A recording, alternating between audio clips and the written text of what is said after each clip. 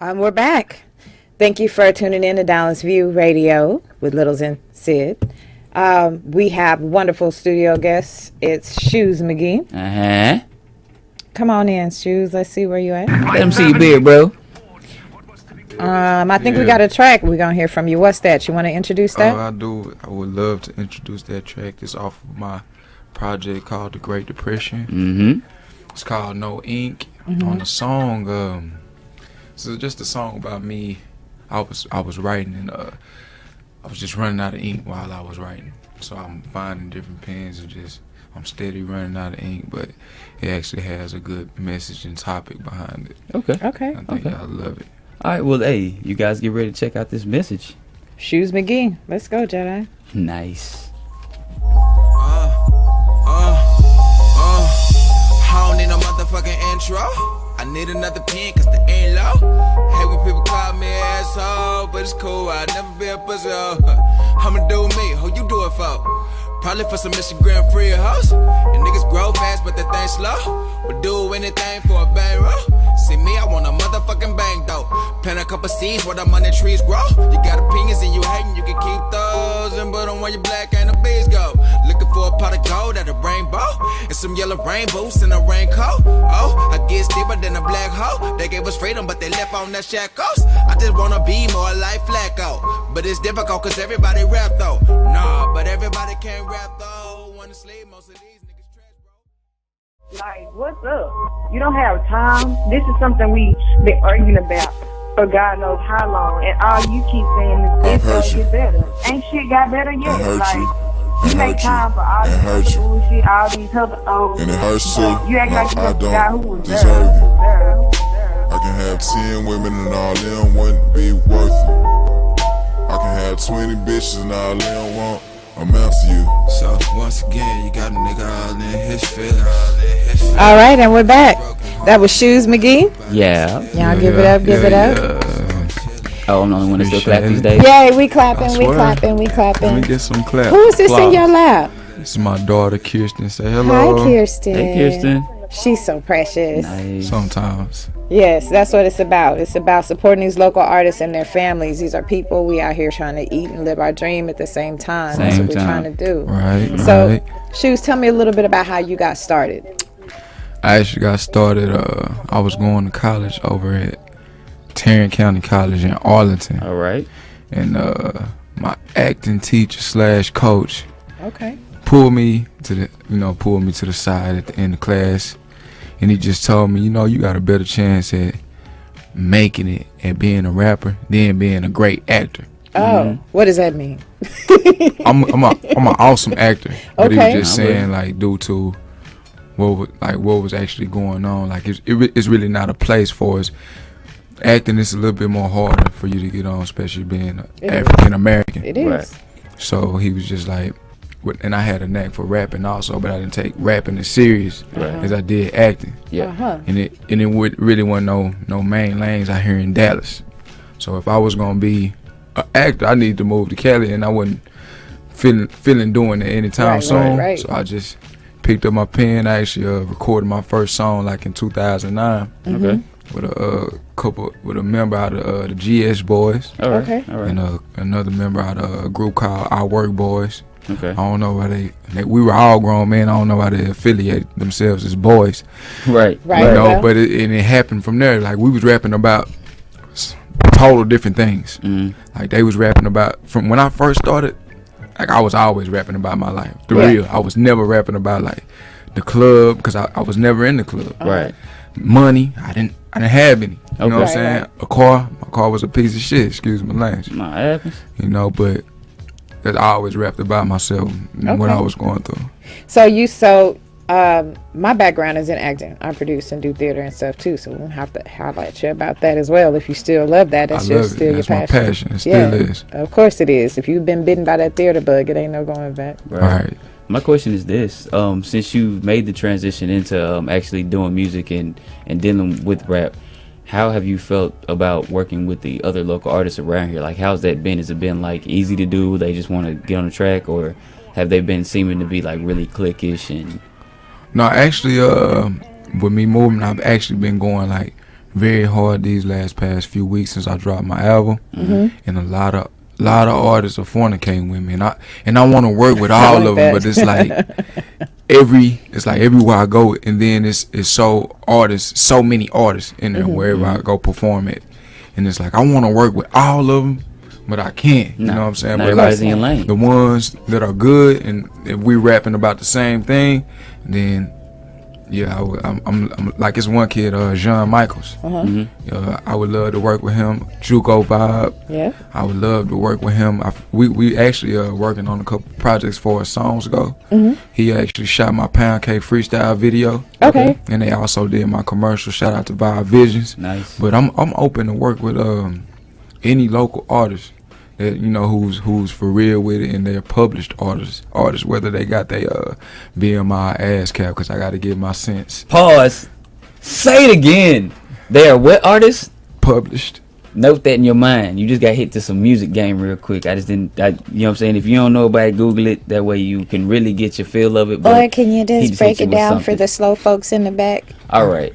Everybody's an artist out here, you know what I'm saying? But there are certain things that you have to do to get your money. Like, one, you have to know about split sheets. Two, you have to have your some of your trademarking and things set up in place about, you know what I'm saying, some of your art, some of your beats. You have to have those, you know what I'm saying, copywritten. I mean, this is some of the things that, you know, you have to have to safeguard yourself. Okay.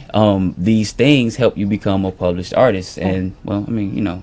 Oh. I can't, games to be sold, not to be told, and I just kind of gave you some footholds. You know what I'm saying? So there you go. Cool. So you talked about, you know, the struggle of your life and how you didn't really do the whole party and club scene and stuff like that. So what was it like? You know, there's different struggles. It's a drug struggle. It's a poverty struggle. Where are you coming from? More of a poverty struggle. You know, being in big shouts out to my dad. Though it was a single parent, you know, it was big shouts out to my mother and my dad, because transition from living with your mother, and then my dad, he was in the military, and she was the type of woman, if you want to go live with your dad, I'm not gonna do that to you. You know, if we got to go get you on a plane, and we got to fly you out here, or we got to go get you on the bus, or your dad will come get you. Like, that's what she wanted, and I want to definitely shout out to him for even just allowing me to live with him. But when I did live with him, man, I ain't never seen. I mean, he was like nighttime in the house in the daytime. You know, lights was always out, but you know, no matter what, he always instilled in us that, you know, I love you. Yeah. And for me to be, I'm not a felon, none of that. Okay. You know, a licensed gun carrier. All right. You know, I'm not legal. You know, so for him to instill all the morals that he instilled in me, I'm just overwhelmed by it. And fathers should get a little bit more, you know, notice than they do nowadays. I agree. But that's where it comes from, most of it, like poverty, not having what you wanted when you was growing up, but the knowledge was always there. I'm very rich in the mind, very wealthy in the mind, but as far as like how we came up, you know, it wasn't so cool. I had six other brothers and sisters. Okay. So, you know, all of them, they doing their thing, working for other people. I can't do that. So all right. Yeah. I mean, the modes is different for different people. So you shouldn't feel bad about that at all. Let's get into your music. You know what I'm saying? Like, you said that you talk about your life as much, and you haven't been in the club as much. And I mean, I understand that you haven't had money, but I mean, we met you and ripped the mic. You know what I'm saying? So I mean, you know that it's easy to get out and get into different things. What has made you stick true to your story instead of trying to, you know what I'm saying, emulate? Because I mean, shit, that's not something you do. What has made you want to be who you are instead of what you portrayed to be? You know what I mean? It's different levels. And I don't really want to get off track, but it's just like when you first listen to Jay-Z, Reasonable Doubt, what he rapped about. Okay, now you might want to tread carefully. That's one of my favorite artists. So no, I love Jay too. All right, cool. But I'm saying listening to him in Reasonable Doubt, and listen to him in Magna Carta. So you can listen to me on my first mixtape and listen to me in the Great Depression. It's gonna transition. However my life transitions, that's how my music transitions. Like I have a little bit more cash than I had on my first one. Right. So I can rap about a little bit more than I have to. Right. You know, I had, you know, a few D-riders and dick eaters and stuff on my, Yeah. you know. But now look how it is now. I got more. Yeah. So it's just gonna transition from whatever I rap about. But at the same time, my common goal is I'm a revolutionist. Okay. No disrespect to all the Pac fans. Right. I'm way more lyrical than Pac. All right. But he was a revolution. People don't understand Biggie was more lyrical than Pac. Right. But Pac was a revolution. That's how his story can be heard. It don't matter. He gonna have millions of fans everywhere. Right. But that's what I'm coming out with. I don't care about the money.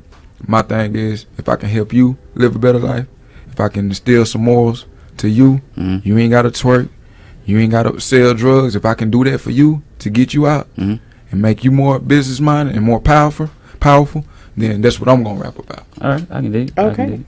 That's that consciousness. I like that. That's cool. All right. I'm sure we have a couple more tracks that we want to play for you. Right. Let's get into my first single off there called "The Greatest Depression," man. Yeah. What else would you want to follow that up with? Man, if I was to follow it up with, I mean, because, you know what I'm saying, we giving you a chance to interview, you know what I'm saying, show yourself to the world. And I mean, a lot of times people just kind of compile their favorite tracks of your stuff, right. But you get to actually be like, this is what I want to display. I want to display that $1 million pen, man. $1 million pen, all right. Okay, pen. we can definitely talk about that one. Let's talk about that one though real quick. You know what I'm saying? Why do you call it $1 million pen? $1 million pen, because I have $1 million pen. You bought $1 million pen. First of all, whoa, wait a minute. Can I borrow $35.75? $35.75. I'm saying though, you ain't gotta. You know what I'm saying? It ain't $1 million. I call it $1 million pen because, when I write, I don't just write for me. Like, I got songs that I wrote for Beyonce. Right. Okay. You know. Okay. So I got $1 million pen. Like this track right here, it might not be necessarily for me, but for someone else, it might go for $10,000. Okay. I might have to get those residuals off of this. Okay. But at the same time, what I'm writing is so magical. It's moneyless. It's priceless. But I feel like anything I write is worth millions. Okay. So that's why any pen I touch is $1 million pen. All right. So we finna get into the Greatest Depression. Right. And then we finna follow that with $1 million pen. Straight like that. Oh damn. Let's go. All right, Mouse.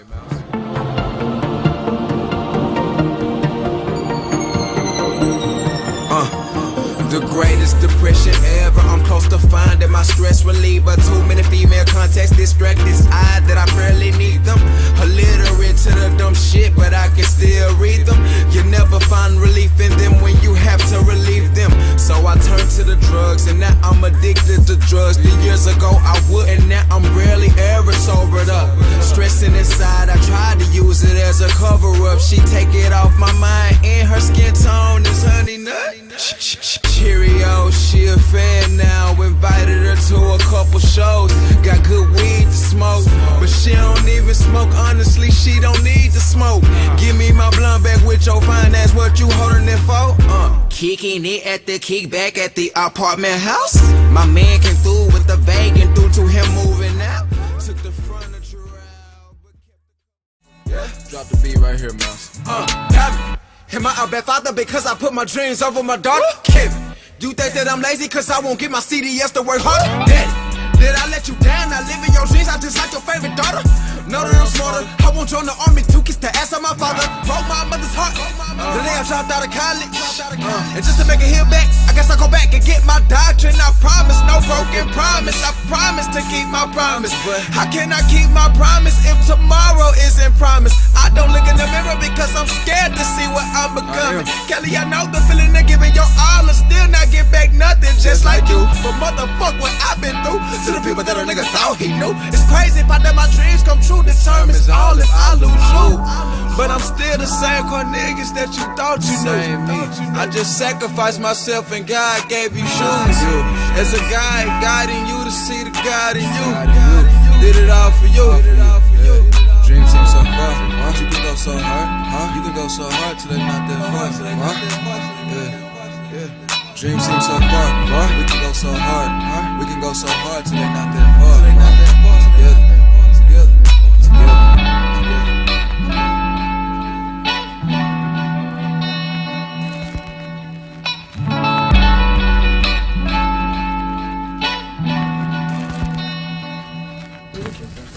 Let's go. Oh shit, my bad. No. Hey, what up, everybody? I was trying to get at this Pete St. Martin's, man. That's a restaurant down here in Deep Ellum, man. They got some of the dopest pasta that I've had, man. So if you get a chance, come down and check them out, man. I love that shit. Word. Hey, thank you for tuning in to the Dallas View with Littles and Sid. I'm Littles, that's Sid. Hi. Because I was pointing that way and it was gonna throw you off. Littles, Sid. Hi. We're in here with Shoose McGee. Shoes. No, I was just repeating names. It's like, what would it be called if? What would it be, like a tri co-host if y'all added me as always? Yeah, I mean, we would just be co-hostess. Sis. Damn, we are not looking good. I am not looking good for Richardson right now. All right. So thank you guys for tuning in. We were talking a little bit earlier about your acting. How did you get into the whole acting thing? What made? Because I took theater because I was forced to, and I enjoyed it, but I did not pursue it outside of 7th period. So I was always an outcast. Growing up, one point in time growing up, I stayed in the government homes projects in Henderson, Texas. Okay. Flanagan Heights. For real. Everybody. Wait a minute. No. Yeah, baby H, dirty H, whichever type of abbreviation of H you want to give it. But they used, play football outside and stuff like that. Right. Race with their shoes off. Right. Things like that. But me, I could do all that. I'm very athletic. Don't get it twisted. You know, I get out there and bust you up, bust your game up. But I was just like, man, I was in 5th grade. I was going to Northside Elementary in East Texas, and they had music. They didn't have theater. They had speech. Right. Music and speech. So the music teacher put together a few monologues and stuff for us to do. And I just fell in love with it. So when I got into 6th grade, we was able to do our schedule before we got to 6th grade. Right. And so when I got to 6th grade, before I got to 6th grade, I did my schedule. I wanted to do theater, and I ended up moving to Fort Worth, Texas, with my dad. Right. And theater was the best thing that ever happened to me in Fort Worth because we stayed in a bad neighborhood. Stop 6? Man, like down the street, Meadowbrook. Okay. Yeah. Right off Brentwood there. Yeah. Okay. Money Meadowbrook. And Money Meadowbrook. Shout out to all the people over there in the funk, Murderworth. But no, we moved. I'm talking about real spill. Scary. It really is. Hey, yo, Fort Worth is always on cops. So that says something. Before before First 48, it was cops, and Fort Worth was all over that joint. It's some good parts though, but it's Where? It was like I remember my dad used to cut my hair bald. So girls used to, and I always had long sideburns like Elvis Presley. It was embarrassing, looking like Eddie Munster. Daddy thought that was cute. Man, girls just slapped me in the back of my head.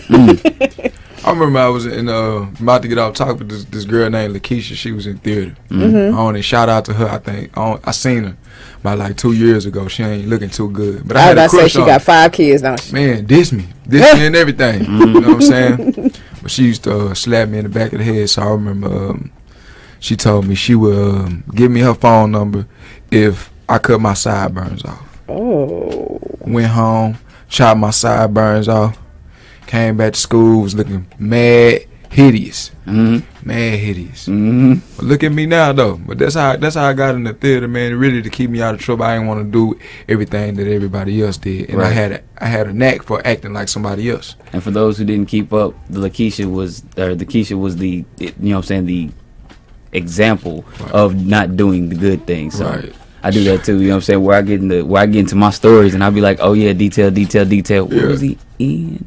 So yeah, I was with you. Straight like that. You know what I'm saying? So as it progressed, was there any self milestones in acting that you feel like you've reached? Being in Henderson, Texas. Whenever I went to school in Henderson, Texas, I was the only black actor in UIL in a play from my school. All right, that's good. So I was the only black actor that was in select theater. All right. Hey, that's it. That's history. Right. You know what I'm saying? That was a milestone for me. No matter how big or small, it was history made. And I ain't even biased when it come to race. Ain't no race but the human race. Yeah. But where I'm from is very racist. Oh, you know yeah. what I'm saying? It's very, very, very Better racist. believe it. But for me to be able to accomplish that was a big milestone for me. Yeah. And also, you know what I'm saying, this is something that just is in my mind right now. The experiences that you get from doing things like theater, it helps you interact with other races, because I mean, it's not a normal experience. It's not what everybody else is doing in your neighborhood. It's not what everybody doing that's around you. It's not what people doing in your church. You know what I mean? These are totally new people that you're interacting with and coming to a common goal because you're working through something into something. You know what I'm saying? So, but with acting, and this is why I'm a better rapper than most rappers, because like you can say a line a certain way, but when you act it, and versus, all right, when you hearing music, you only hear music unless somebody's performing or you watching a video. Right. Yeah. But when it's coming out your speakers, if I say, you know, let me think of a bar to say. If I was to say like, now feel me like a masseuse. You know what I'm saying? Like that. Now versus me saying, now feel me like a masseuse. You know what I'm saying? Like you felt like I rubbed you. Yeah. Yeah. You know? So when I put that enunciation and my abbreviation, whatever I put voice on training, it, you know, and learning your breaks. You get that from acting. That's what I get from acting. Right. All day. You know? So that way, you know what I'm saying, it's cross training. For those who don't understand, you know what I'm saying, you just don't do that in sports, you know what I'm saying, you do it in life. There you go. Straight like that. So what attracted me to you at Murphy's was the way your flow changed. You go fast, you go slow, you go turbo. Right. And then listening, catching the words, catching your lyrics, super lyrical. You know, I don't know if I'm prepared yet to say that you're more lyrical than Tupac. I don't know if I'm prepared for that yet. You're not supposed to be. But you know what? I can see where you could get there. All right. So talk to me a little bit about your technique, how you write. What do you need to set up? How does that work for you? Do you carry a pen and a pad everywhere, or what's your process? I do. You can catch me on the interstate. If something come in my head, like I freestyle it first. And if I'm on the interstate, I ain't gonna lie, I don't text and drive, but I bar and drive. I'm straight into my phone. I'm straight. Oh yeah. I got to get this down though. I got to get it down. And whatever comes, and it can be total unique thing. I can come up with a whole song off a punchline. All right. So you texting whole songs in your car. You ain't hitting the little speaker or nothing. You just sitting there. Just. So you had these texts a lot, right? So I can head west just in case you decide to go to east. I ain't trying to get no, you know what I mean? Nah, but I mean that's dedication though. You know what I'm saying? Is. I mean, a lot more than, I mean, that's risking your life too. You know what I'm saying? But hey, it's for the art. But that's what I got my little nephew for. He done moved up here, so I'm like, hey man, get in the phone, write this down. He give me the phone, but it be all types of fragments and shit in it. I be like, but you know what it was. Yeah. Cool. Probably so. So okay. I can dig it. Cool. So then the next thing is, so now you're talking about theater was your passion, and now it seems like rapping is also your passion. Is it equal? Are you more into rapping now? And what was that transition like? When did you notice or recognize that it was different? I'm way more passionate about rapping. Okay. I love rapping. I just love doing it. Yeah. And I got more passion because it's a footstone for me, milestone, because I have a lot of non-believers. I have something to prove. Okay. And it's crazy. Like Dallas shows me so much love. The Metroplex, DFW, Fort Worth, anywhere I go, they show me so much love. They act like, damn, like he finna be the artist for Dallas. He finna be That's the one. That's what I heard when I heard you the first time. So they like, he finna, you know, but in East Texas, it's like, man, I know that nigga, man, Cornelius, man. So when they know you, they can hold you. And this is what I want to say. If anybody, rewind, say that one more time. What? When they know you, they hold you. Oh. Uh-huh. I just want to point out that we've had similar discussions on something like that. So that is something that we can now say is common knowledge that, you know what I'm saying, that this happens a lot, you know what I'm saying? And this also, people look at yourselves. You may be standing next to the next superstar, but you don't give them the same type of energy that you would give somebody. You have no idea who they are. I mean, you got to think about that. Yeah. And no disrespect, it was like, but then too, I have to say, I do be like going over people's heads, but I don't though. It's still coming. I still break it down. Yeah. See, with Nas and and Quali, like they gonna take you somewhere right. Like damn, like you gonna get sick of listening to it. Yeah, you have to go back and listen. Or you have to get off in your dictionary. Yeah.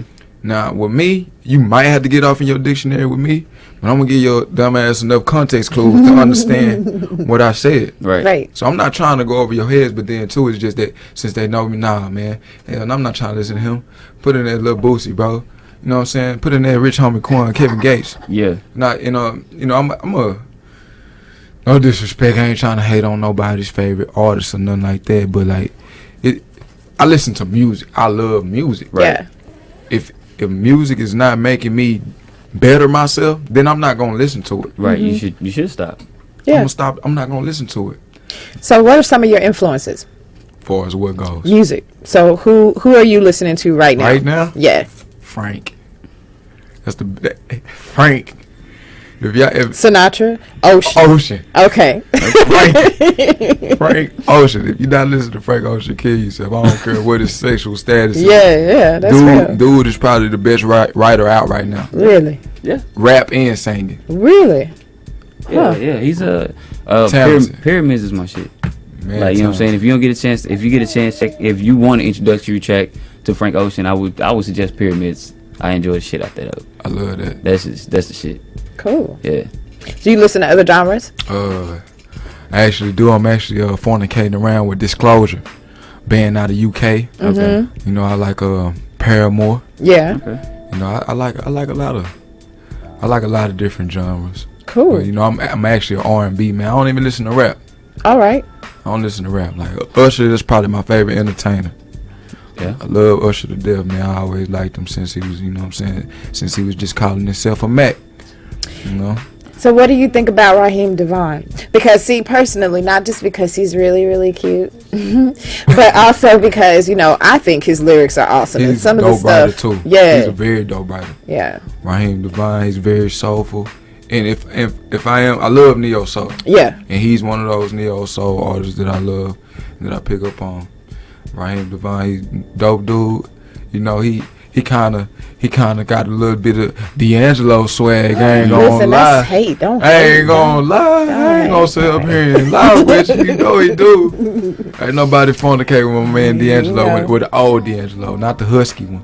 Yeah. You know what I'm saying? I'm trying to get my How Does It Feel video body on right now. You know what I'm I saying? see. All right. So now you know what your artist is ingesting to give you. You know what I'm saying? The type of content that he's giving you. You see what the background is.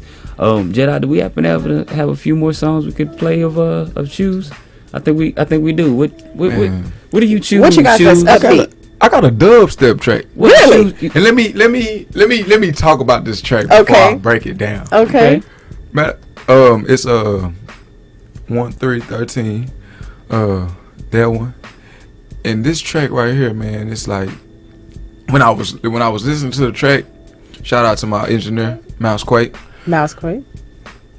I could have did 3 verses. I could have did 2 verses. Mm-hmm. But how we received the track, they got the beat from Amito, a producer out of Canada. Mm-hmm. It was like it had a sample going through it for like 2 minutes.